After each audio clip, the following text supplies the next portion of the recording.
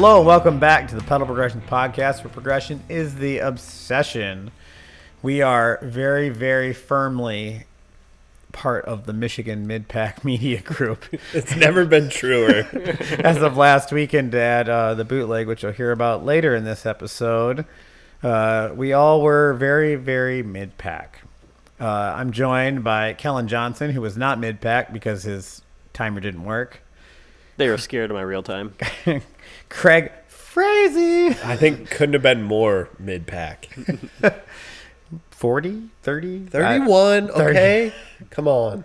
And I'm Brian Zajac, and I always forget to introduce myself. So I remembered this time. I'd like to talk about the Bootleg race and our sponsors. I'm going to say one of our sponsors this week is the Commons Bike Park up in Traverse City. Donate to them. Let's make this thing official. It's been 20 years. It's about time. Andrew Farron really helped out this weekend with making sure the trails were leaf blown and in tip-top shape. Also, Levi, Leland, and Elijah Kaiser for going out there and like pushing the limits to everything. Awesome turnout. Tim Pullian from TC Dirt Church, and all the Traverse City guys that all kicked our ass and weren't part of the Michigan Mid-Pack. They were in the Michigan doing better than the Grand Rapids group. Which also, 8th Day Gym. It's that time of year we need to get in the gym and work out. There's a new High Rocks class starting, which we talked about on our episode with Michael Poss and Ryan Schaefer. It's very good for biking, everything in it. And if you play this right, you could do the free burn class with me. You can go to the High Rocks class for free for 6 episodes, for 6 classes, and then you can get the $49 unlimited pass and get half your winter out of the way and get sweet guns like all of us. Hoorah! Mine are loading still. You got guns. I saw it. You're building treadmills for the living.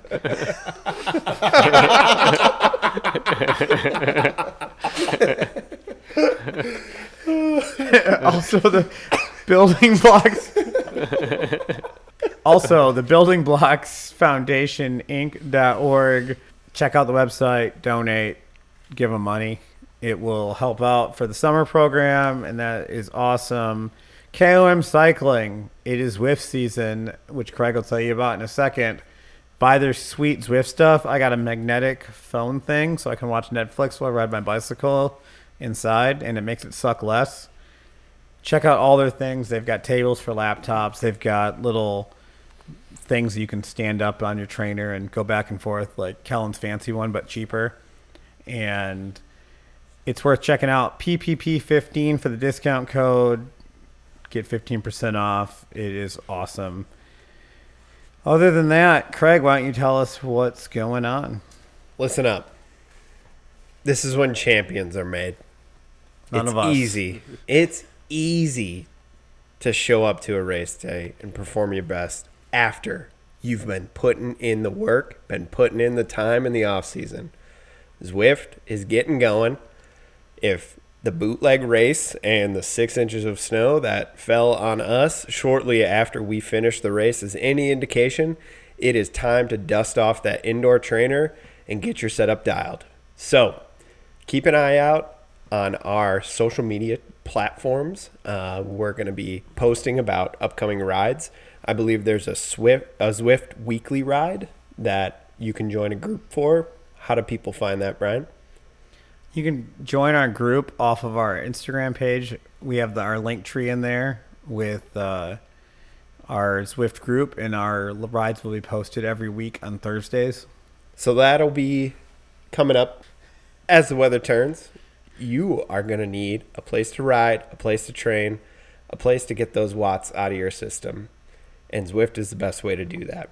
Thank you very much to Vi13 for hosting us. We're here. If you have any need to source custom kits, Vi13 should be your first stop. We are surrounded right now in the Vi13 studio by some of the most advanced fabrics that I've ever seen in my life. I believe there is a world record setting speed skating suit about 10 feet to my right, just hanging on a rack. So if you're in the market for a custom speed suit or anything mountain bike apparel related, check out Vive 13. Also, if you have any talent for graphic design, please let us know. And if you listen to the podcast, make us a logo that it will end up on our jersey. We love our logos now, but there's always room to add on, and we're going to make the sweetest kit ever. We're going to look like the evil empire with our dark colors and fun fabrics. It's going to be great. Last but not least, do check out our social media platforms. That is where you can find a link to all of our apparel. So find us at pedal_progressions_podcast on Instagram. That is the best way to keep in touch with us and what's going on with the pod. Also, feel free to send us some emails at pedalprogressions@gmail.com. Send in questions. I think we have our year in review episode coming up here in a few weeks, and we need more suggestions, more questions. We will try to answer as many of those as possible in Even that silly year. ones. Even silly ones. If you have, if you liked my haircut or something like that, go ahead and put that in the Gmail. We appreciate it.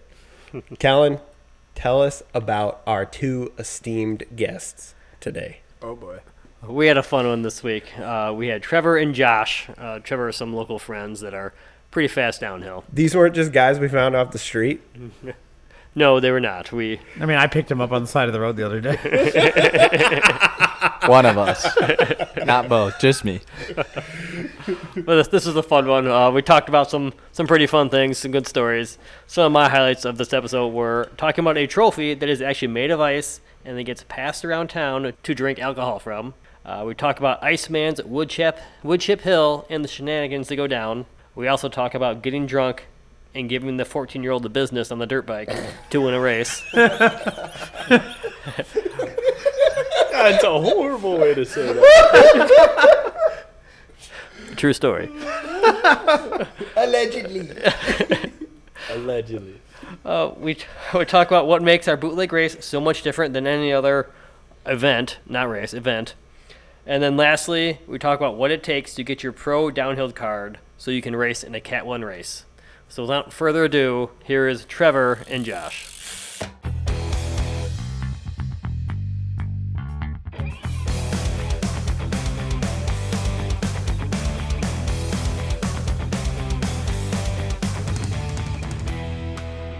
They need to put a box out so we can sell stuff for them to our guests. I actually talked to Gary about that. And He liked the idea, but I don't see a box yet.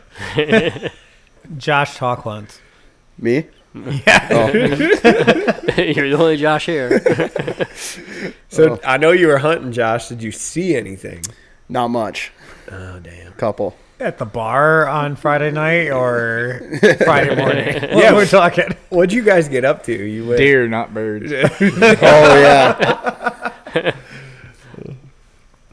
We, wait, Friday night or Saturday? Saturday. You said you were going to the bar for an hour, and then Yeah. I heard you got back at 1 something. It was a late one. That's what I do best, keep everyone out as late as possible. We went to North Bar for a little bit. Did you go to the after party at all? Like the Kilkennys or anything? Well, we saw Brian Motter at North Bar, but I guess Tyler Oshell or whatever was there with the ice trophy, and we didn't even see him. Oh, yeah. I thought we were going to chase the trophy around the town. I was really looking forward to chasing the ice trophy around, Dang. but Is that a thing? Just the winner gets to pick where you go and you chase them around? Yeah, pretty much. Huh. We were trying to get him at North Bar, but we only saw a couple of the guys, so it didn't work too well. Did they actually drink out of the trophy, or they just Yes. have it? Yeah, if you look at his Instagram, they had it like completely full. Oh, And he's wearing like gloves and Is it like a Holding the whole cup? thing. Like what is it? I don't Yeah. even know what the It's trophy ice. looks like. It's an ice cup? Yeah, it's like an ice sculpture that they make for it. So it's a real ice, so it melts by the... Yeah, Courtney actually knows the guy that makes because she was at like her conference a couple weeks ago with that guy that makes the ice sculpture. I didn't realize it was an actual ice sculpture. yeah, they stood on top of like a bike path overpass and smashed it at the end of the night because they're Canadian. I heard he had it in the hot tub at one point. That's He a did. crazy move He for an did ice have trophy. Yeah, he had it there too. so there was a whole bunch of like controversy around the race, or at least some of what I've heard. I'm still coming to understand the intricacies of an XC race, but apparently this is a big deal, and our neighbors to the north were conspiring, allegedly, In French. against some of the American riders. Yeah. That's what we heard. I don't know how from- true it is, 'cause I heard some stuff about like people on the Barry-Roubaix course like smoking out people like during the race, and turns out they're just like burning leaves, and people took it the wrong way. So I can see it going both ways, but I can tell you that my Canadian chat from Sault Ste. Marie that I'm in was chirping pretty good. Well, what's Yeah. the conspiracy? Somebody give the download. You want me? Well, from a very credible source, guy who was in the lead group, said that they started speaking French, and then 4 of them went off the front. I think it was like 10 miles in, and then they caught back up, and then the one guy slowed down in the single track, and the 3 of them just went, and then they were gone. And everyone got bottlenecked Oh, so because yeah. there's nowhere to The pass. 3 leaders took off, and the 4th guy just held everyone back. Yeah. He played Yeah. roadblock. Pretty much. So a lot of like road tactics. Which that tracks, we were all watching at Woodchip, my first time ever. It was rowdy. The scene was electric. But yeah, the first two guys, Yeah, Okay. 2 guys and then it was like a off the minute front. and a half, maybe 2, before the next group came through.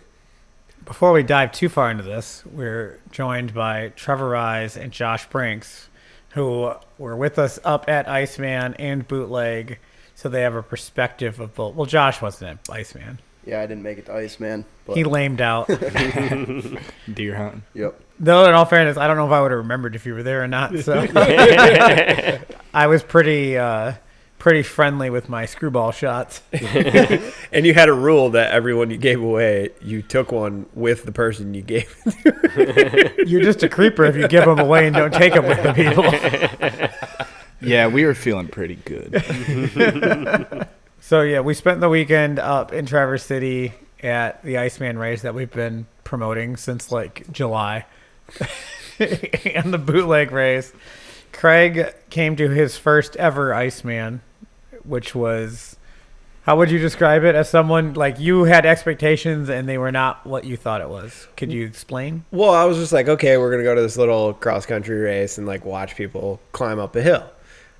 And we walk into Timber Ridge. Well, back up. We're driving into Timber Ridge. We get stopped, like, 2 miles away from where Timber Ridge actually is because there's so much frickin' traffic. Bikes everywhere, people pedaling up and down the road. And then just like a college football game in Ann Arbor, there's people opening up their yards, charging incrementally more the closer that you get to Timber Ridge. I think the highest we saw was like $60. 60 bucks. $60, yeah. Somebody right next to the campground had like a few spots available and they I charged did $60. get from Keith from the grilling company told me that price was so you could come and go all day and get things for people. Oh, so they reserve your spot. Yep. So $60 gets you a reserve spot that you can come and you can go drop your friends off, come back, go pick up stuff, go get beer, go get food. That's what $60 gets you at Iceman. That was $60 in the backyard. It was $80 for the front yard. And then it was $100 for overnight. Oh. So they're making good money. And I'm sure if you're on a team and you need a place to park, that's easy. Just, yep. Oh, yeah. Let's be close. Yeah. But Go overall, on from there. Yeah. From the entrance. But overall, I was just blown away by the size and scale and the amount of people from both spectators and racers. I was like, I had no idea that this little city invades Kalkaska up to Traverse City just for this one weekend, and it was awe-inspiring, I guess is the one way I'd say it. It was just, I mean, they had a tractor trailer with a big screen that gets elevated 40 feet in the air. There were like professional level video cameras all the way around broadcasting live. It was a scene. It was a party. It was everything everybody has ever hyped it up to be. It delivered. But I don't know if I want to race it ever because it looks like a grind. Every year when you're there, like it like wants to. It's kind of like Margie, where if you're around it, you're like, oh, I could do this. I got this. I could totally do this and be awesome at it. And then you realize about 3 months later, you're like, I don't want to do that. So who here has done it? I did it last year. I started way in the back. It was my first time doing it. I think I was wave. Do you remember, Trevor? Was it 36? It was a good time.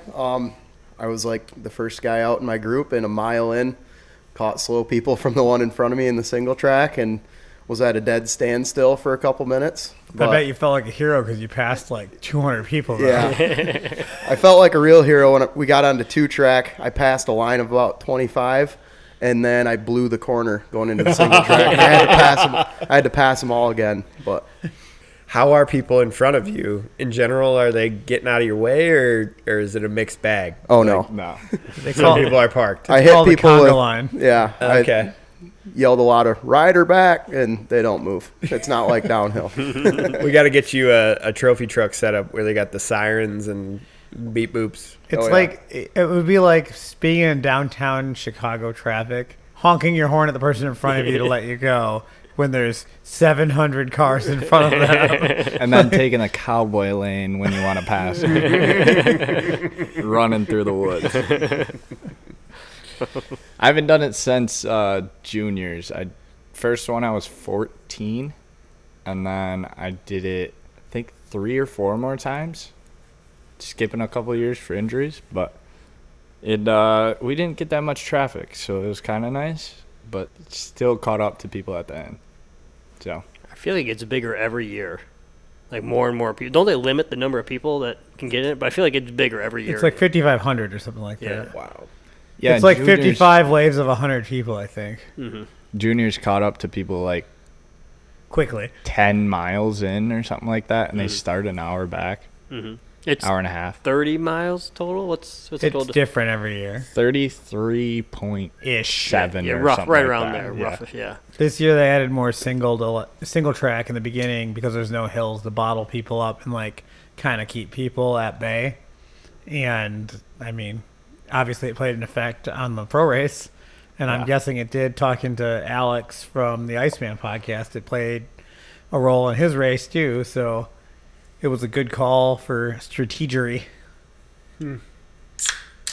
How much advance notice do racers actually get of what the track's going to look like? 2 weeks. Yeah, 2 weeks, they know where the route's going to be. it's speculation. It's wild speculation up until then. Okay. So you might, some of the high-level guys might have a game plan on, like, knowing where they have to make the passes that they're going to make. Oh yeah. If you're from around here and you ride it a couple times in those 2 weeks, if not, you're kind of looking at trail forks or maps or whatever to get an idea. You just see double track and you Yeah. give it all you got. Yeah, it's the opposite of what we would want. Like, you are stuck going as slow as you possibly can in the technical stuff that we would be good at. And then for the 2-track stuff that we'd be bad at, you have to go as fast as you possibly can to pass as many people that are going to get in your way. And then you dive back in the woods and you get stuck behind people and you go slow again. And you get your heart rate down. Like, the whole thing is an interval of exactly the opposite of what we would want to do in a race. Yeah. I noticed. As somebody who rides primarily downhill, it's kind of tough. It was a lot of fun when I raced it last year, but you know, you get to the single track and you just want to rip, and there's a good downhill, and you got to be just jamming on the brakes the whole time. And then, you know, I was constantly like in a line of people who they're blowing past me in the 2-track and in the flats, and then we get to single track and I get right back on them, and it was a lot of fun. You know, I got off trail a few times, running through ferns, jumping over logs, passing people. That gets a little rowdy. So, What is it like as a rider to come into that finish area? Because you start seeing some of the banners and some of the gates and whatnot keeping people out of the trail. which we explored as spectators. we got yelled at by some dude in a high vis vest who had an Trevor wanted agenda. to fight. I was pissed. He had no idea what he was talking about. It was the exact opposite of what he's saying. Yeah. He's like, you need to bring your beers that you brought in illegally in the resort area into this beer tent that you're not supposed to have outside alcohol in and drink them here and then leave the cans. Yeah. I think, And that's just the total opposite of what you're like supposed to do. yeah. But whatever. Brian made me let it go. The guy basically said you can't have beer in the woods at Iceman. Yeah. Is what he said. Yeah. Like, if you, this is your first time?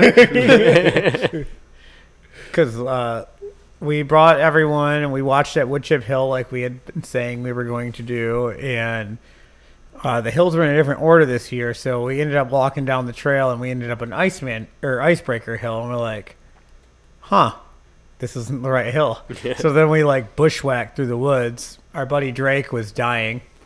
Poor guy. He threw up multiple times in his race run, and then we made him hike through a bunch of woods up hills to get to where we needed to go. But eventually, we heard the cheering and made it to or Icebreaker. No, Woodchip. Woodchip Hill. And we immediately opened up our backpacks and got to taking shots and drinks and cheering people on. And I saw a couple riders go by from far away, but was it exciting when you guys were watching? 'Cause I didn't see a lot. Couldn't see much. I couldn't see anything. But it was a lot of fun in the group, but you really couldn't see much. I was frontline taking those videos. I got them. I haven't even seen him yet. I still got to edit them. Working on it. You know, we've had a couple of these where you've described how fast the dudes go up the hill. And like podcast guest Robbie, who rides the lead moto, he's riding a little CRF, 125? 250. 250. Little bugger. He cruises up, and then sure enough, 10 seconds later, these dudes are going as fast up this hill. It's like, oh my God, I would be maxing out my GX Eagle on the 52 tooth cog, just spinning. I mean, we watched how many people get pushed up the hill. Like, not the Yeah. pros, but like your general category people getting Yeah. pushed up the hill by everyone. Which is one of my favorite things when we do go and spectate this race is to get there early enough that we get to see the juniors and the people that are like first timers and wave 49 or whatever they are, like just pushed up the hill and like just stoked to finish. Yeah. Like we're walking out to the trail and we're walking down the trail and people are passing us and I swear like 3 of those people we saw like 5 times. We like kept crossing their path. And they're like, you're doing great. Yep. And they're like, just don't want to hear any of it. They're in their granny gear on flat ground going 2 miles an hour. We like passing them while we're walking. It is fun to see the people that you can tell they're struggling. They just want to be done. And they're starting to push their bike up the hill, and everyone's yelling, get on your bike, I'm going to push you. And 2 or 3 people jump behind and push them, and the whole crowd's cheering them on the whole time. Like, they just like seeing them just get pushed up the hill and going, and it's got to be a cool feeling for And them. Just some of those people, like, I mean, that's like the biggest physical feat they've ever done. Oh, so, yeah. like, you can't help but cheer and be happy and drink a beer for them. Or 12.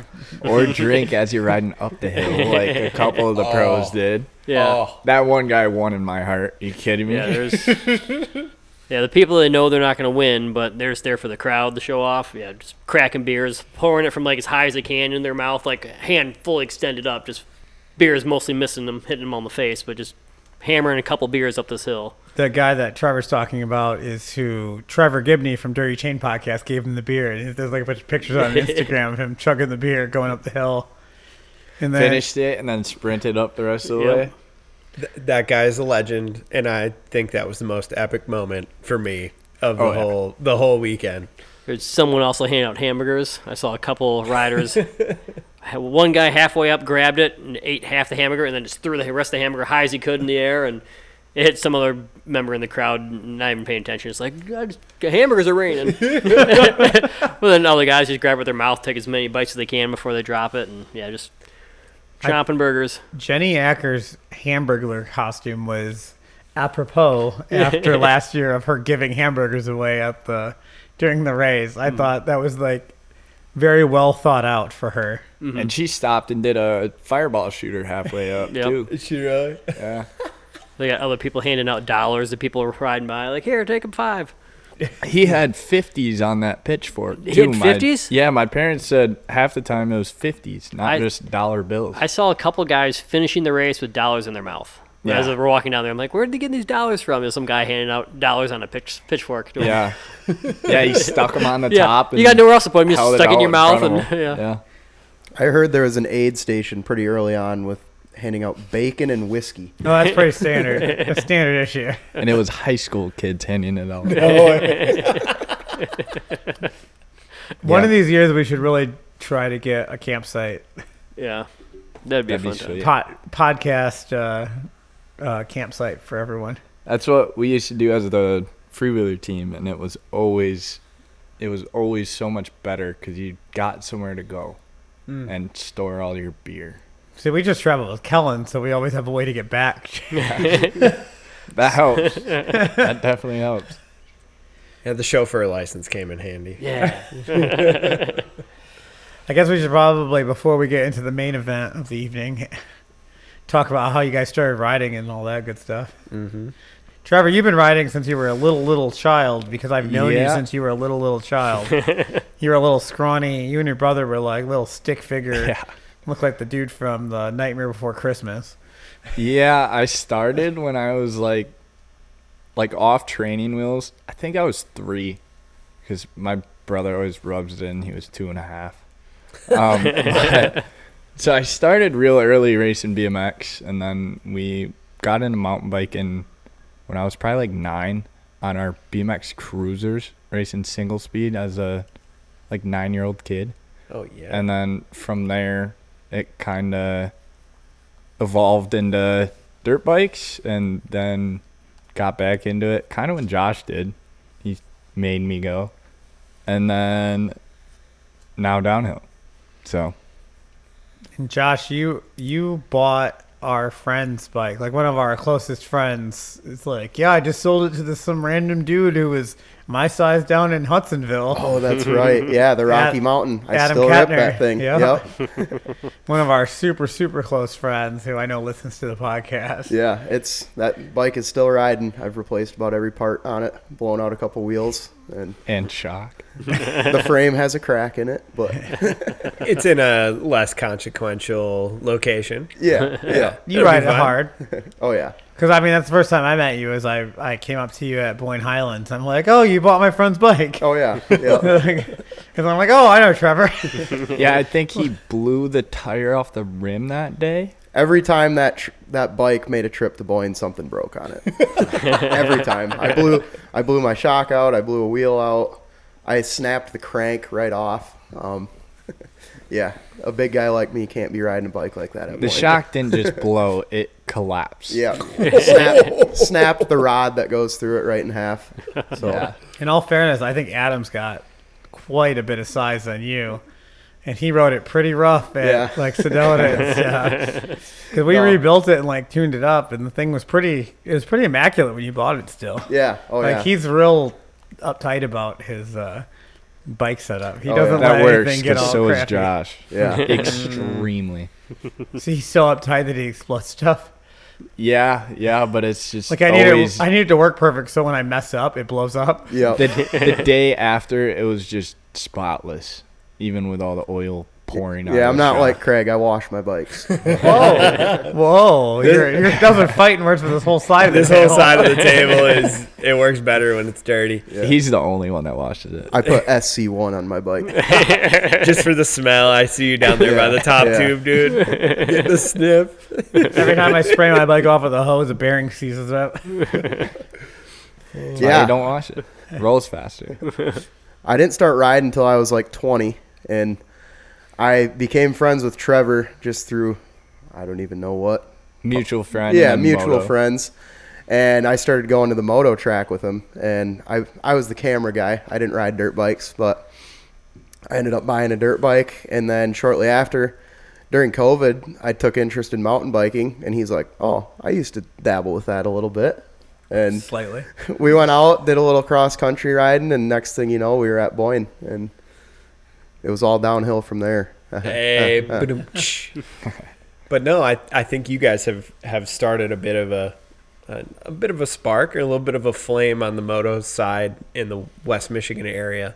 It's like I've met a few more friends because of you guys. I think you've been pulling some people in. Trying. It's a lot cheaper and less dangerous. It's hard to get moto guys to understand why a mountain bike costs as much as a dirt bike. Yeah. That's a really hard one to get over. But Tires are $10 more for a mountain bike than a dirt bike. yeah, But you don't have to pull your whole dirt bike, or you don't have to pull your whole mountain bike apart every single time you ride it, unless you're Josh. Exactly. No carburetor, no air filter, Yeah. none of those things. No change in oil. Maybe just lube up the chain a little bit and away you go. Did you race dirt bikes or in the woods and track? What were you doing? I used to race on the track. Okay. Did one woods race. Didn't go that well for me, but I was on a team and my buddy is super fast, so it worked out. We got like 6th or something out of like 9, so not that good. Was it like a hair scramble? Yeah, it was a team hair scramble over in Muskegon, I think it was. Oh, that's probably your But- trails, Colin. All the trails around here in Muskegon. Pretty much. But that one was super fun. That's the only woods race I've actually done. But mainly moto, and we got Josh to race a couple times. That was yeah. pretty cool. I hung out in mid pack and C class a little bit. C-class mid-pack. It's scary back there. That's the running. That's always the joke. The mid-pack C-class. Oh, yeah. For dirt bikes, that's where the action is. Yeah. Not the good action, but that's where the action is. Oh, it's the best races to watch because everyone wads up and eats absolute shit. What are you all the here time. for? Mid-pack C-class. Yeah. Trevor's an absolute hero over at the Red Bud Night track, though. Oh, yeah. He's got a couple number 1 plates from there. There's just a couple of stories we should not tell Yeah. either. Sent the kid into a mud puddle once. That was an accident, kind of. Ish. Ish. I mean, I think you were like 22, probably had a few beers before. Oh, yeah. You were racing A lot. C class at the Red Bud Night track. I It's can't just wait till your parents hear this. it's just a crazy They know. atmosphere. There's people watching, partying, whatever. And Trevor goes out there, takes this probably a 14-year-old kid on a 125, takes him right out over a berm for the win. Hey, in my defense, he tried to take me out like a corner before, and he was pretty slow, so I caught back up and kind of punted him. Yeah, gave him the business. Away he went. Gave him your best Barsha. Well, I couldn't practice that day because it was after the pro race, and I was hammered. So then 3 hours later, I drank a bunch of water and sobered up, and then we raced at about midnight or 1 a.m., and it kind of worked out. It kind of reminds me of another story of the Richmond Oh, Ruckus. boy. You showed up in board shorts and shirtless. Where's Lauren? Well, there's a little bit of backstory there. I think you guys had called me. I don't know, probably 1 o'clock, 2 o'clock, something like that. Craig still had a whole bike at this point. Yep. Yeah, it was in one piece, and you're like, hey, should we come to this thing? And I'm like, yeah, it's gonna be fun. We're racing downhill, and you're like, well, we're on a boat on Lake Mac. Yeah. We've been here for a few hours. Yeah, we were feeling pretty good. But as soon as I said, yeah, I think Lauren's coming, you're like, you got real serious. He said, I'll be there. Hung up the phone. I hadn't even met him yet, but then we rode with him at Boyne, and he's super cool. But That's yeah, the last still view waiting. we've ever seen of Lauren because Yeah. he may or may not have forgotten to go to Traverse City this last weekend. Yep. We were hoping for a showdown there. We were Still supposed waiting to race him. if we had talked about doing a fantasy draft for Bootleg top 10 riders. I'm glad we didn't because Traverse City represented well Yep. and we all would have been effed. Yep. Yep. But Had one little crash, and I was out. That wasn't even in the race. so I guess we'll bring this around to Bootleg. You guys have gone a couple times now. Yeah. 3, 2, 3, 3. This was our third. This is your third? Yep. Well, Josh, I mean, technically it was your second. Yeah. Well, Second time finishing. Oh, he dropped in. I dropped in last year. I didn't come out of it, but One surgery later, he's back. yep. So we've talked about it for a long time. This year was stressful, I would say, for me. Kellen, I just conned into being my helper the whole time, which was appreciated. Thanks for being there. You're welcome. There was a little bit of like angry wife in your like tone there. This year we tried, it was 20th anniversary. We tried something new. We did an enduro setup. We had Mitch from MI Bikes, who runs the downcountry enduro at DTE, do the timing. Who I didn't technically confirm he was doing the timing. We talked about it in June, and then I didn't talk to him again about it till a week ago. So I was a little stressed about that. We got kicked out of our normal parking area, which honestly, blessing in disguise. Dude, ended up way for the better. We had bathrooms and coffee. And beer. Earth and Ales couldn't have been nicer. We were afraid to ask them to like do anything for us because we had just gotten kicked out of our normal parking spots. And when I tried to like put an olive branch out to Captain Karen, stupid lady, Official name. She was pissed. there was another C word I was going to use there, but I thought I'd leave her out. Was it the Australian word? Yes. Yeah, it means a good friend. Yeah.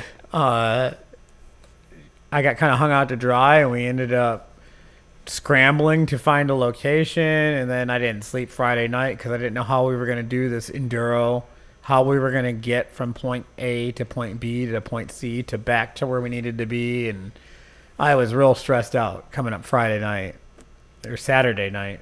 Did you change the order of the stages based on where we had to park? Or is that how you originally had planned it? Because I thought that worked out perfect, how we ended basically at the bottom of the hill. I could ride back to the parking lot. Stayed up late and tried to figure out what the best route was going to be for everyone involved. Like what would be a good warm up, what would get you into the mood. Starting with FMR, which FMR was the warm up. I would say it was the scariest race run for me. It was a good warm up to walk up the hill to get there. Valid. That is true. I was sweating. It was either we were going to have to do the run we did last first or that run first. It was hard to figure out how to get back to the parking lot. I wanted to get everyone back. I wanted to kind of keep everyone on track and in the right order. And I thought the winning runs would be like 2:30, 2:45. It ended up being only one person got 2:58 and everyone else was in the threes. 75 riders, which is not a record, but man, it seemed like it when we couldn't get the timing chips to work at first. And for that much snow and being 30 degrees. Yeah, I mean, my first run was totally dry-ish, comparatively. And then second run, my eyes welded shut with ice. And my third run was sketchy at best. Yeah. I followed you on the second stage, and it was snowing so hard the trail got covered up, and I thought I can just look at his track and steal his line. But it was snowing so hard that I couldn't even see your line anymore on the way down. Craig took a picture of my tire track. He's like, first tire track. It was crazy how quickly it went from beautiful brown trail single track to white out. Every single person coming down was just leaving a line. It was actually kind of gorgeous in a way. Could you imagine racing FMR last? Oh, that would have been horrible. That hole I wouldn't even popped for. Would have just ran right into the backside of it. Every bit of it would have been death on its own. Like there's a crazy switchback turn off a log drop, but even to get to that, it's like off camber roots and rocks the whole way. Yeah. And then you go off a little drop into a super hard turn, and then you get onto the bench cut of death for the next 40 seconds. My favorite was definitely Stoner's Creek, Stoner's Run, whatever it is. Stoner's Secret Stash. Yeah, that. It following Draco, And then Craig right behind us and Drake just wadding it up and sliding on his stomach for like 20 feet. Well, we had a plan. We had a plan. That's the cool thing with Mitch and his timing system. You get a little bracelet, and it's got either an RFID chip. I don't know the technology exactly, but there's a gate at the top and there's a gate at the bottom, and you just wear this thing on your wrist. And sorry, Kellen, for everybody else, it picked up very consistently and reliably. And Justin, Katie. And Katie, yeah. It picks up your time in between those two gates, so it doesn't matter how close to the person in front of you drop in. It's going to get your time individually. And so we just decided to run the whole deal as like a train, a lot of us. Yeah. And there was a plan at the top. Go ahead and walk us through the plan at the top of the third run. Well, it wasn't so much. Yeah, it was a plan. But so I was going to drop first, and then Draco, and then Craig, and then I think it was Brett. Maybe Brett. And then Judah, and Hudson was in there. Hudson. Yeah, we had a couple more. But then I was still in my climbing gear. So I had to downshift a bunch, and all of a sudden, there goes Drake. So I started chasing him, and Craig started chasing me, and we get about halfway down, and he misses like an inside little gap and goes around the corner, slides all the way around the corner, and then dumps it straight onto his stomach and slid for like 15, 20 feet, hopped right up as he was still sliding, got back on his bike. But Craig was right behind me, jumped over his bike, and There was a back wheel in the trail. Yeah. It just went, oh, we're going over. it made that trail way more fun I looked for at how slippery it was. I looked at Drake's times today on the final time thing, and he had a good run there. He was probably shooting for a top 10. On Stoners? No, on everything. Oh, like really? his first two runs were really good times, and then Stoners was the one that got him. It was like I shouldn't have yelled at him. top 10 to low teens for the first two, and then just like 60, 50 something. You know? About 5 seconds before he crashed, I said he started like kind of pulling away from me. So I was like, gotta go, Draco. Like, start going faster. And then all of a sudden he tried to go faster, and down he went. So maybe that's kind of my fault. But So I got the opposite response at the Fall Enduro, because at the night stage in Marquette, he dropped in front of me, and I dropped in behind him. And as soon as I screamed at him, like, let's go, Drake, let's go, he ripped a corner harder than I've ever seen a human being rip a corner, and I never saw him again. So he was just gone. I guess snow is the deciding factor. It was pretty slick, especially for a 90-degree right-hand corner that's off camber. Yep. It's kind of dunzo if you don't hit that little gap. That's where I fell the day before in practice. Yeah. Went down, learned that downhill pants and pads is a lot better than the tank top and shorts I normally wear. For falling. Josh, did you see my excellent start on stage 2 where I forgot to switch gears and like never had a pedal stroke until like way down the hill? Oh yeah, my start on that one included kicking the snow out of my cleats trying to get clipped in. All those two Bissell girls couldn't get in. Oh yeah, I'm surprised they let I couldn't you. either. I thought they were mad that I cut in front of them. I'm surprised they let you go in front of them too. I just walked to the front of every line. I'm like, I had to get back because we need to like get results. Mm-hmm. It's going to be cold and it's going to be terrible when we get back. But I don't know that any of us could have predicted the amount of snow that was going to fall in such a short period of time. Oh, yeah. Like, it went from a pretty reasonable, crisp fall day to whiteout conditions borderline In like 20 minutes. 20 minutes. It was insane. We started a race in brown dirt and ended it in like 4 inches of snow. And it only took like 45 minutes for the whole. You couldn't have been more Race. than 20 minutes in front of me, and the pictures of you on Foxcraft to Logjam is a lot different than the pictures of me on Foxcraft to Logjam. There's a lot more snow. I'm sledding. You thought it was the year before when it was 70 out in your picture. You're like, oh, this was last year. I'm like, I don't think he was there to take pictures last year. I mean, all in all, it was pretty good. There's about 20 people I want to call out right now for not coming up. I would have made a list and wasted time doing it, but you guys are babies and you don't come anyway. So, but overall, if I had any feedback, it was that the 3-run format worked incredibly well. Mm-hmm. So I've never been to a year where you've done the 2 runs and you take your best. That's great. It takes hours. Yeah. And the one time I went, it was one and done. And everybody climbs to the hill at the same time, and you wait in a gigantic line, for hours. You get ice cold, and that's how you drop in. I mean, we were done with 75 riders in an hour and 15 minutes, I think. I mean, we were waiting for the brewery to open when we get done. We never would have suspected that. Mm-hmm. Yeah. So in past years, when you've done 1 or 2 laps, we did 3, and you had just about as many people.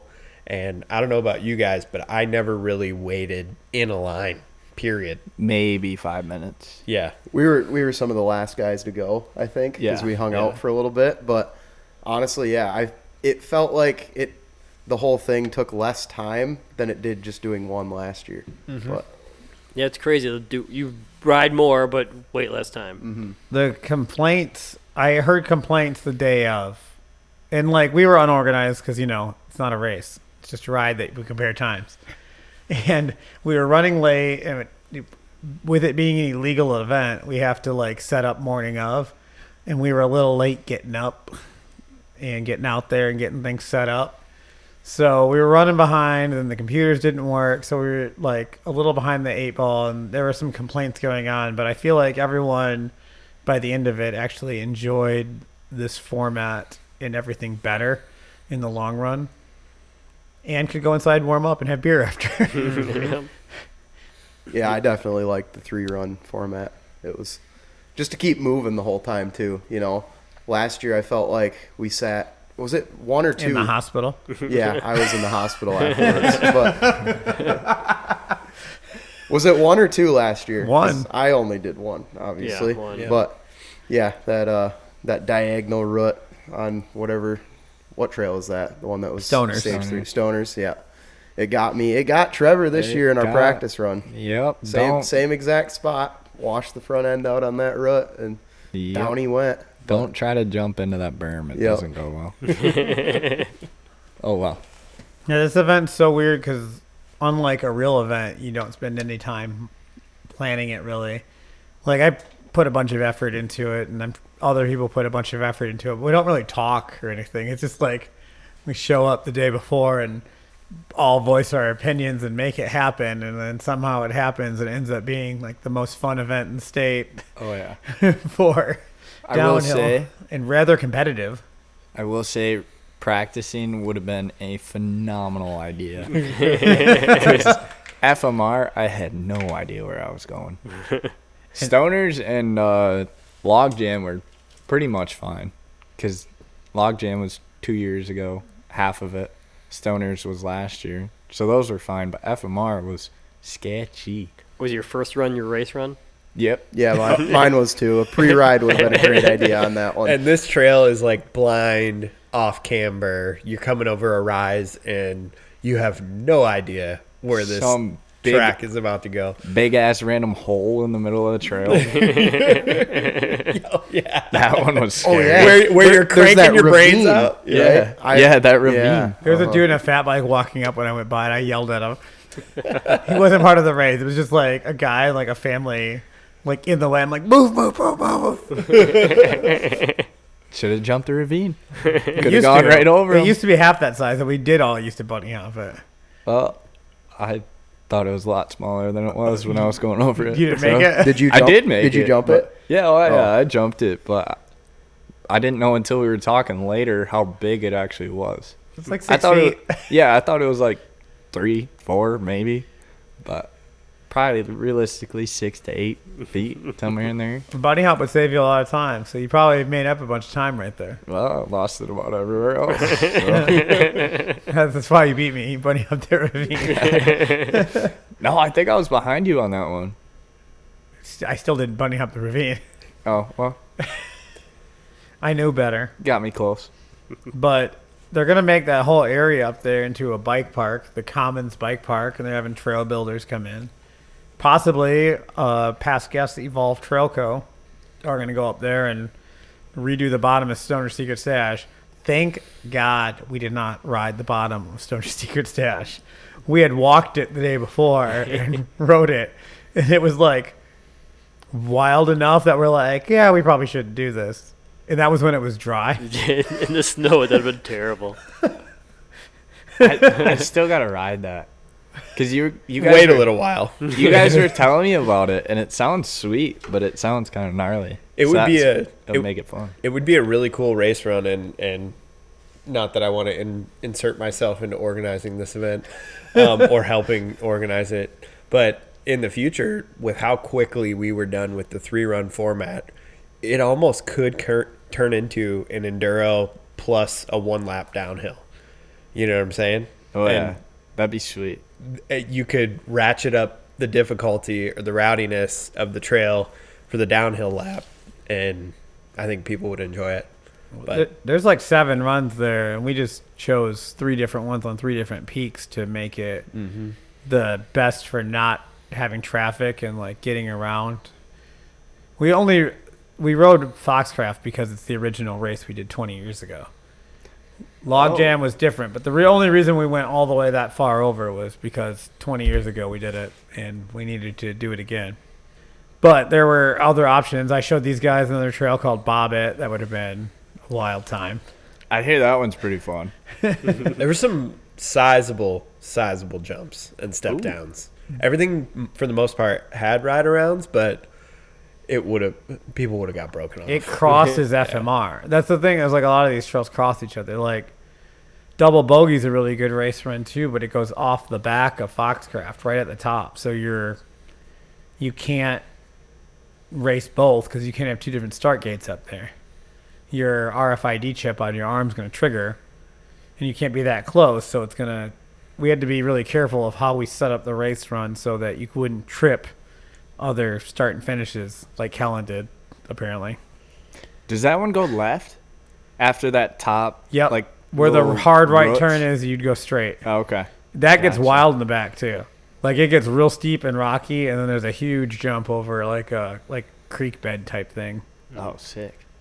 We've raced that. We raced that 3 years ago or 4 years ago. We really got to get up there and just ride, because I know me and Josh haven't gone up there to ride ever besides Bootleg. So you're just showing up like, this will be fun. Yeah, completely blind every time. It's an underrated place to ride, and we used to all go up there and ride so much more. But then when Highlands got the high speed lift, and it was like, well, when it was the 15-minute lift up to the top, Copper Ridge was a good one day, and then Highlands was a good second day or whatever.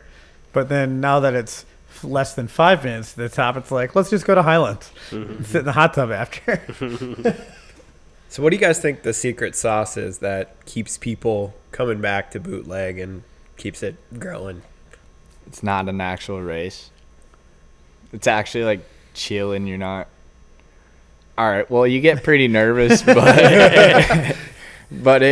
it's not as like nerve-wracking as a real race. Mm-hmm. You're only nervous because you're trying to beat all your friends. Is that better or worse? Different? I was dreading the results getting posted. Oh, so was I. I knew I was so slow. Yeah. Did Oops, not mine matter. didn't count.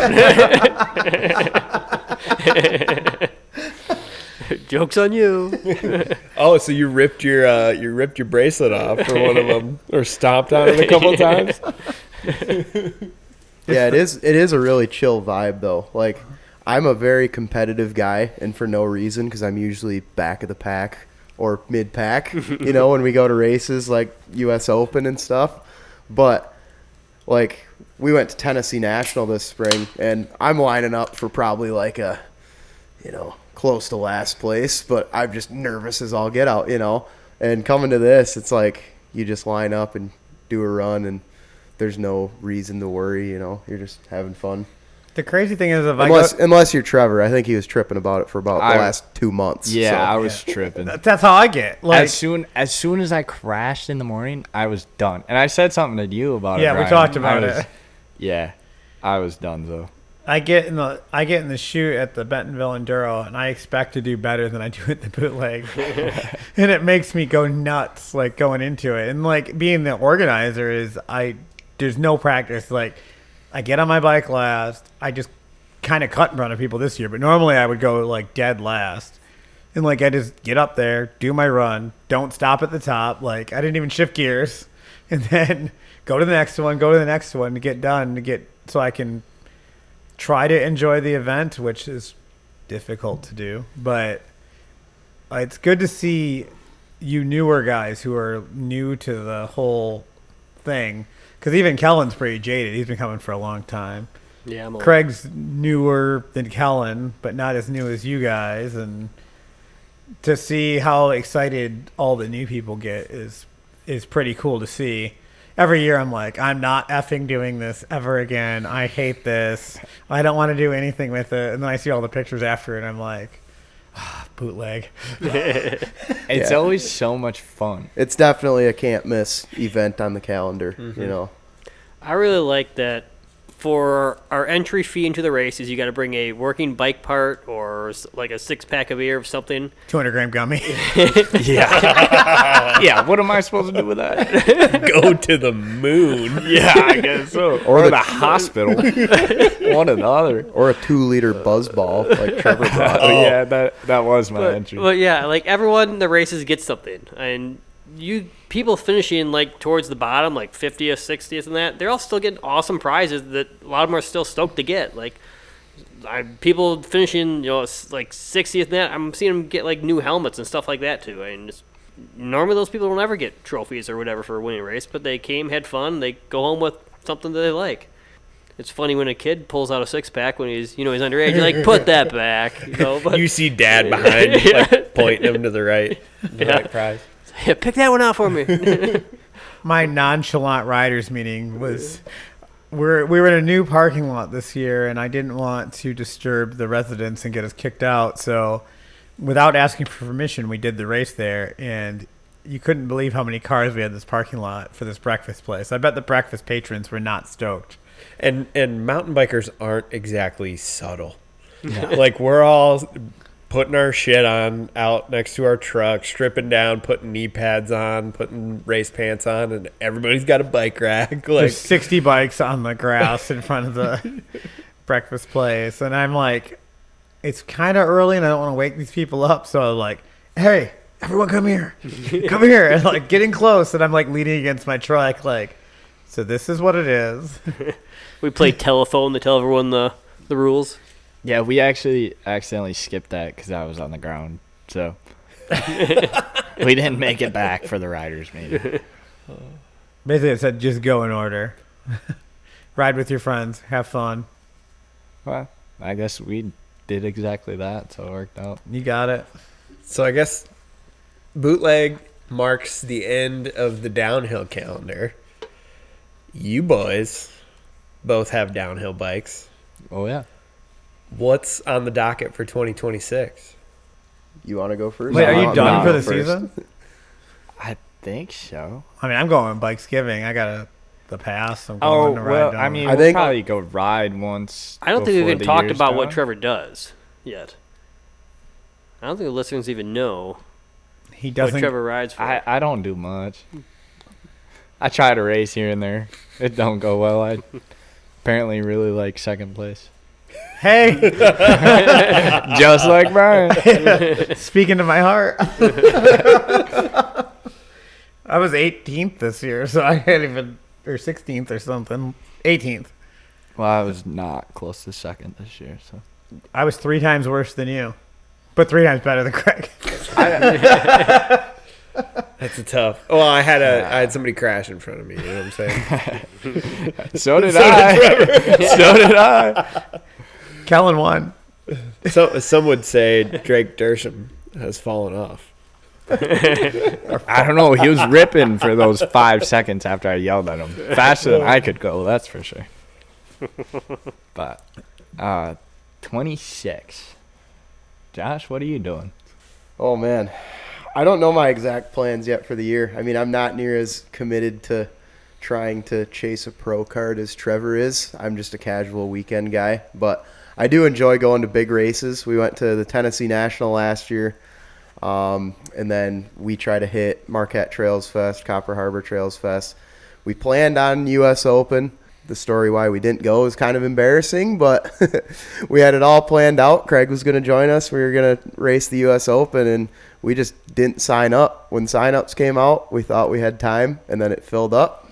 Turns out, popular race. Yep, very popular race. Yeah, who would have guessed? yeah. Biggest race in the U.S. I mean, we were on the waiting list, and we could check who was on it. We were me, Trevor, and our buddy Ethan. We were the only 3 guys on there. You'd think they'd see 3 Michigan boys and let them in, but they didn't. Dak didn't get the review, did he? No.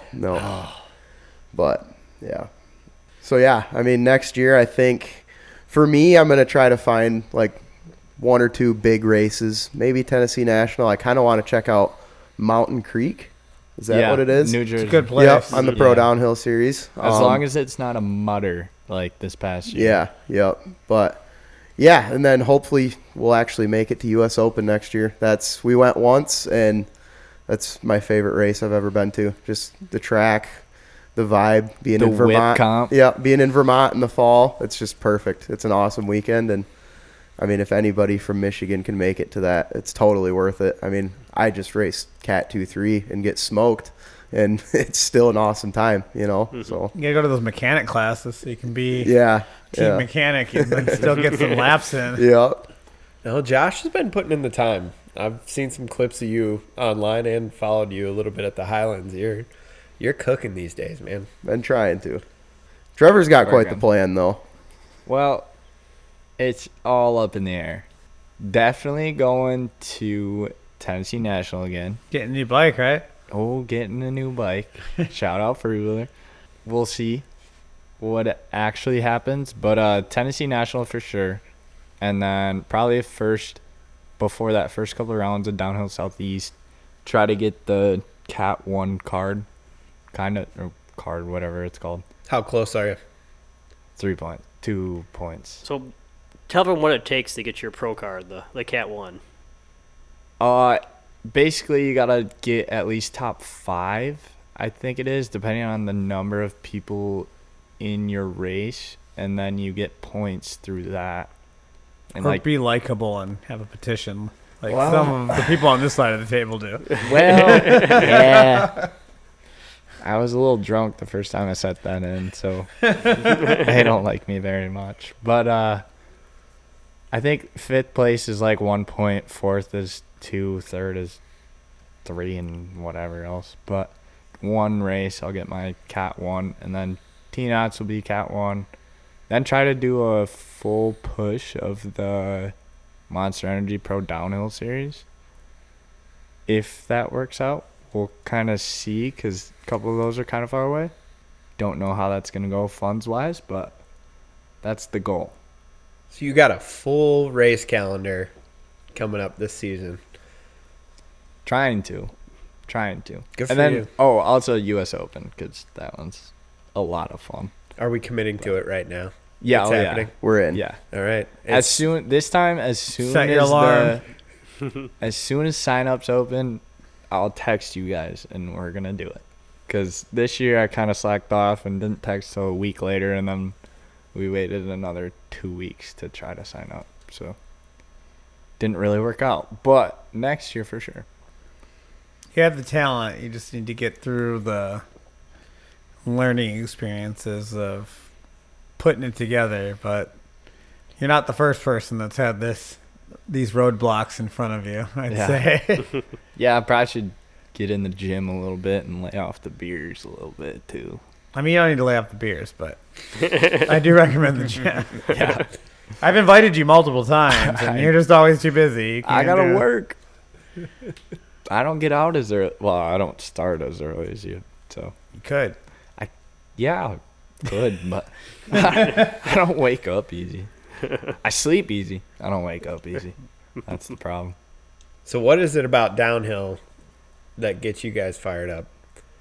because it is very different from the Iceman race, a downhill race. The proposition of like you're going to be on the clock for 2 to 4 minutes, and you get one shot at this thing. It's moto that's actually nice people. Shots are fired.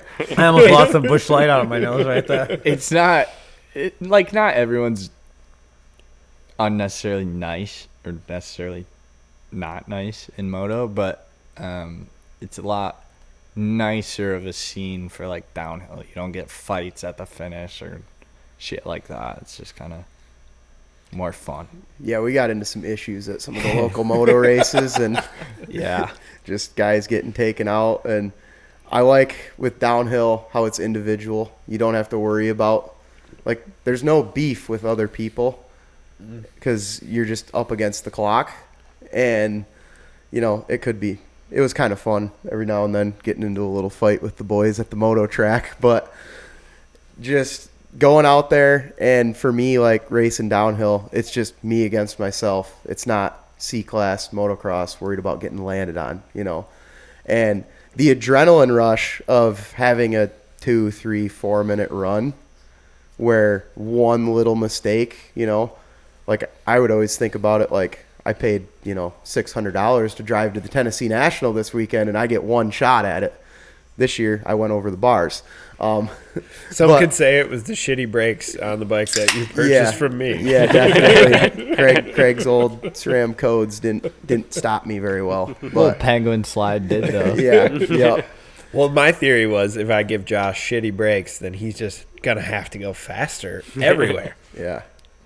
It's Brinks, not brakes. Yeah. I don't know. Trevor tells me I complain about my brakes. He tells me I'm just using them too much. But Yeah. That's the problem. yeah, You can't let them heat up. I appreciated you guys coming on our group rides and stuff this year and making it out there and doing some XC laps. And I mean, you could work on your punctuality, but other than that, Hey, those were a lot of fun. I hate going out and just going balls to the wall, unless we're chasing down a couple of juniors. That was pretty fun too. But it's a lot more fun when you're in a big group, just kind of cruising around, still getting in the miles. But that was one of my favorite rides. Was your Ore to Shore 1 day training. that's all I needed. And you almost killed me. Just chatting at you the whole time. Yep. It helped. I'd like to think it helped. I think it did. I mean, I tried to do 2 laps at Cannonsburg and only got like 1 3/4, if that, because you killed me on the first half of my second lap. That is one of my favorite things with Brian. Me and Brian can go on long rides like that and just chat the whole time and have the people behind us just absolutely dying and hating us because we're talking the whole time. It was a lot of fun until we got to a hill, and then I was like, all right, go in front of me. And he goes, nah, you're fine. And just pushed me the whole damn time. I was pissed. I did to everyone. Don't feel bad. Yeah. My gravel friends would say I do not do that to them. But Maybe this year. they can't hear me chatting from 30 seconds back. Can't quite hang with the lead group yet. I can almost get there, but I think the draw for me to like be gravel riding this fall was just getting my ass kicked. Gay. Raped? Yeah, raped. That I can't keep up with them. That competitive edge in me, like, it just annoys the crap out of me that I can drop these people on a mountain bike ride, but it ain't happening on a gravel ride. That's why I don't ride gravel. Last time I did, I accidentally skipped church and was like, all right, I'll go for a bike ride. So I tried to go on a gravel ride on my dad's gravel bike for like a 10-mile ride. I made it about 2.5 miles and You got was hit by lightning? absolutely dying. So I went home and puked and then took a nap, and then I was fine. Is it like 1.25 miles there and then 1.25 miles back? Like, screw this. It No. didn't take that Well, long. I was planning on doing like a big loop, and then I just turned left at the first street I could, and it was real short. You should go ride gravel with David Brower. No, hell no. So what's the background with you guys? I know he had mentioned you by name. There was on some his talking episode. back and forth. I like to tell him he's slow, even though he will kick my ass whenever he wants. Rumor has it you were seen at the Iceman Expo getting an autograph from David Brower. Hey, that's true. Who And then was- some little kids came up. He's got a lot of fans nowadays. But yeah, we were hanging out with his parents and him for a little bit at the table. It was pretty cool. Chat with him.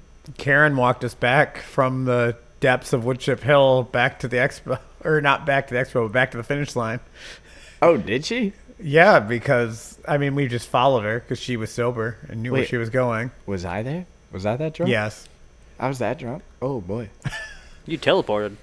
You made it back to the parking lot where With we us. were parked 2 cars.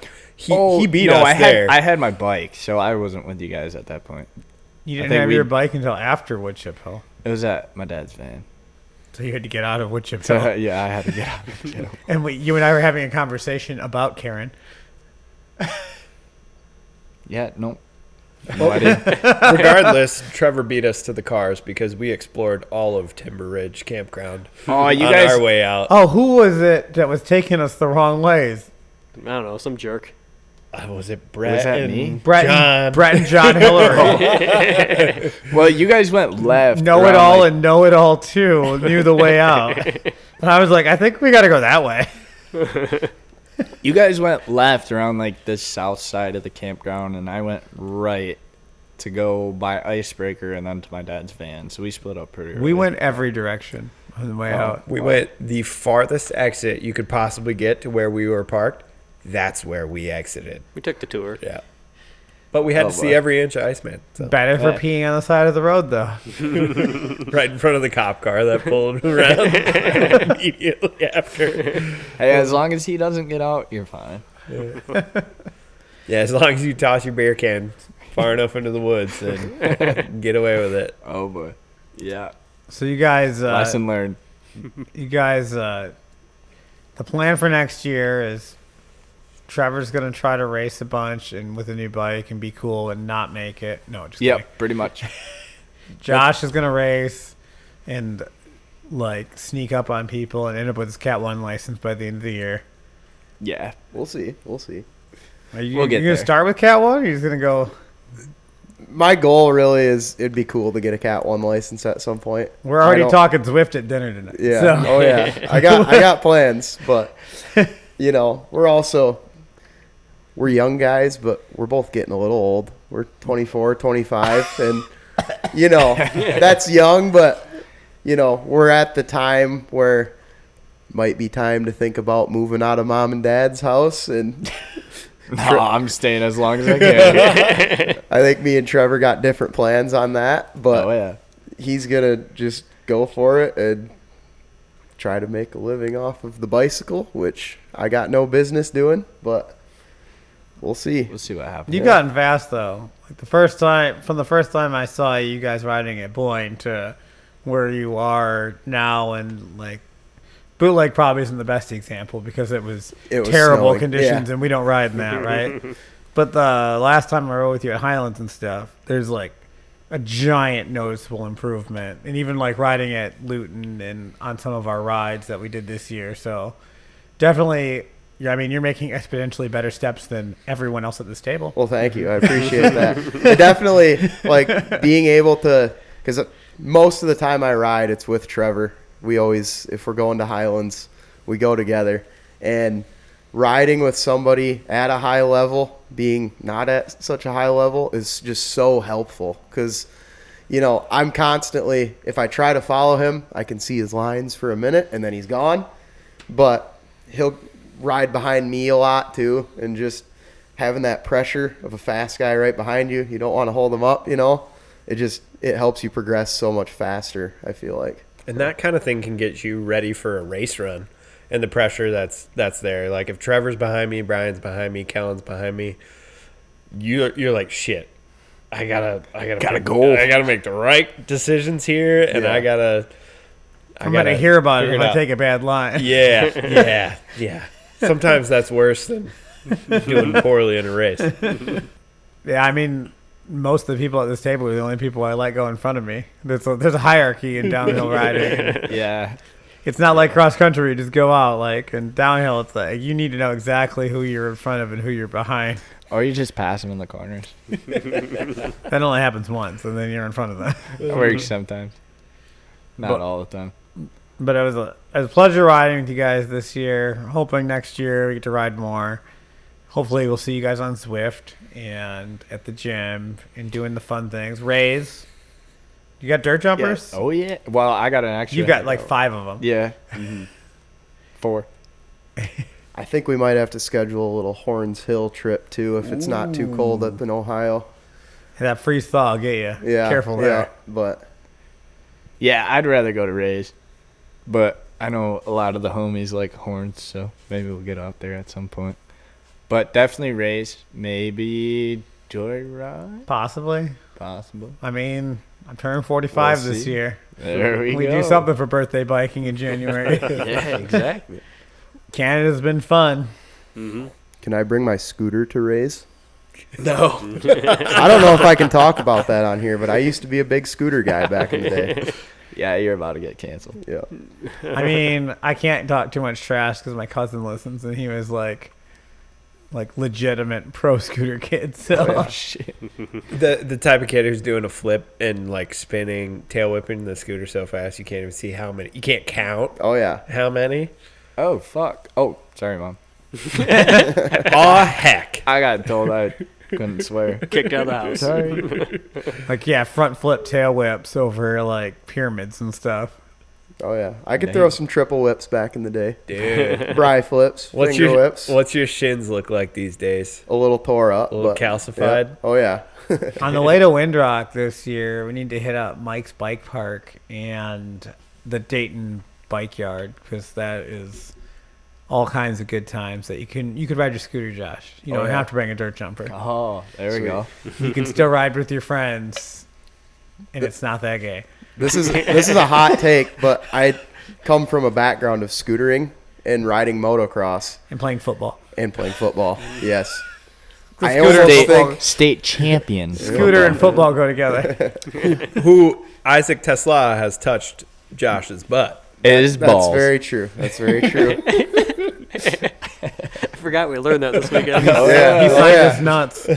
he did. Detroit Lions wide receiver. Yep. Yeah, shout out Isaac, Yep. the I was homie. the backup center, and I would take practice snaps with him all the time. So, yeah. But no, I think coming from scootering and motocross, scootering translates more to mountain biking than motocross does, which is a hot take. I don't believe That's you. a he very doesn't hot believe me, take. but No. Trevor, when I started mountain biking, he's trying to explain to me how to pump and how to pick up speed. I'm like, dude, I already know how to do all this. I used to ride scooters. Because if you're getting a lot of speed, you're jumping into a quarter pipe, jumping into a bowl, it's like the same body movement. The whole thing Of is just- matching the ramp that you're on. soaking up like a transition and like picking up speed. I feel like it, because when I would ride my dirt bike coming from scootering, I would try to like level it out in the air with my arms rather than doing a brake tap. That's not the part that translates from dirt biking. Yeah. The part that translates is sending yourself off a 40, 50-foot jump. Hey, Yeah. no, you can Yeah. you can brake tap a mountain bike. I figured it out Oh, the yeah. hard way. You can brake tap and bring the nose down, but Oh, you ain't yeah. bringing the nose back up. Yeah, that's why I figured out the hard way. Once the nose is going down, It ain't stopping. you're Captain But- Jack Sparrow. Just you're saluting the ground as you go into it. Yep.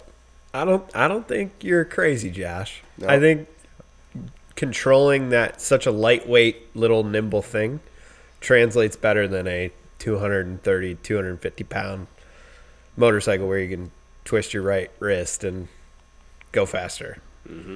So Technically, I see where you're coming from. Yeah. Where like the technical skills, like when I'm teaching a mountain bike clinic, those are the things that people struggle with. Mm-hmm. But for me, as like a relatively decent rider, seeing the motocross guys get on a downhill bike at Highland Bike Park and hit like any style, like the 25-foot drop under the lift and then the 40-foot tabletop, is the things that scare me, is the part that annoys me. So like immediately I'm drawn to be like, Oh, moto translates better because they can do things that I'm too scared to do.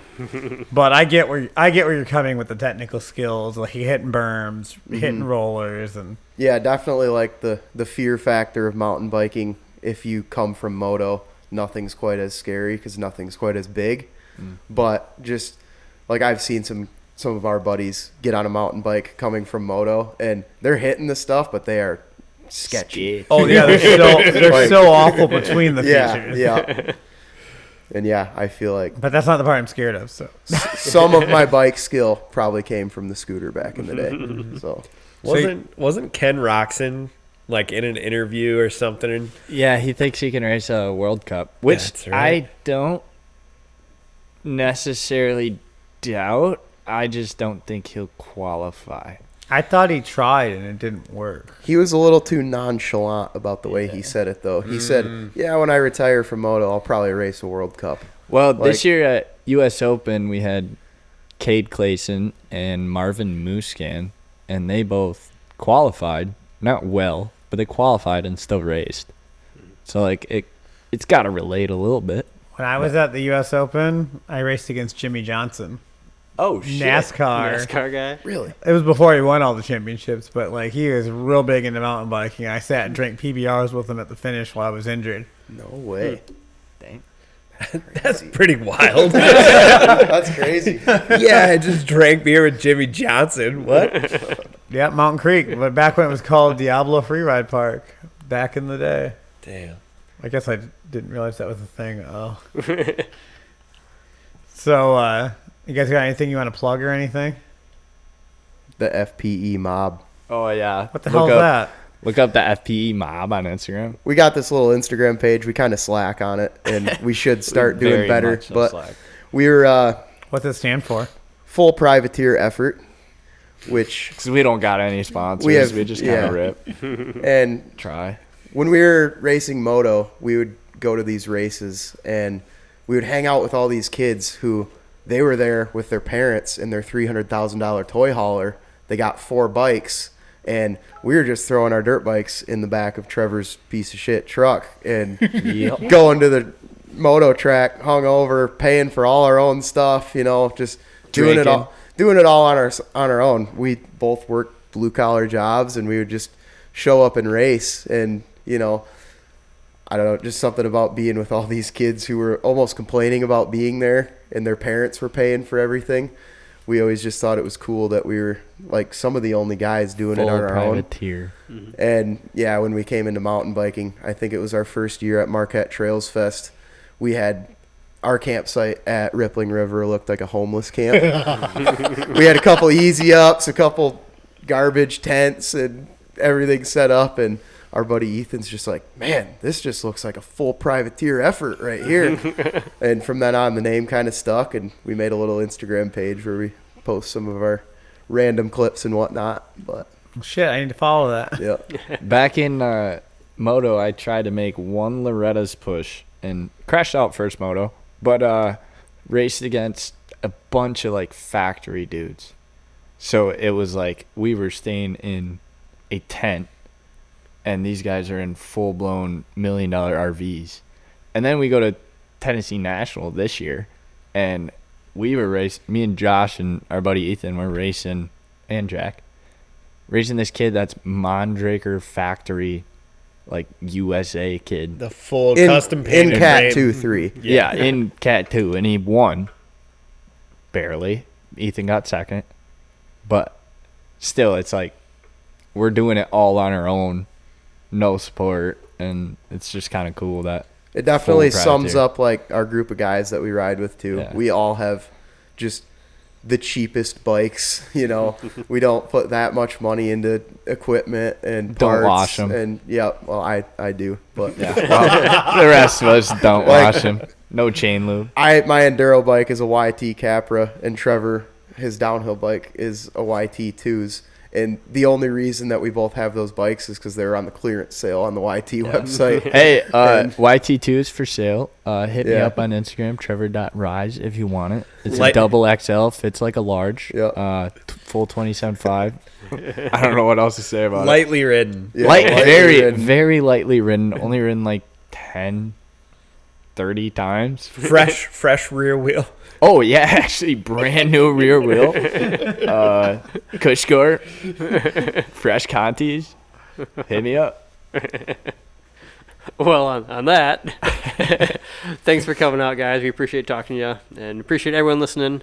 Like always, guys, remember to keep progressing and keep pushing yourself and have fun. And Thanks. drink margaritas. And drink margaritas. Yeah, lots of them. Thanks. See ya. Bye.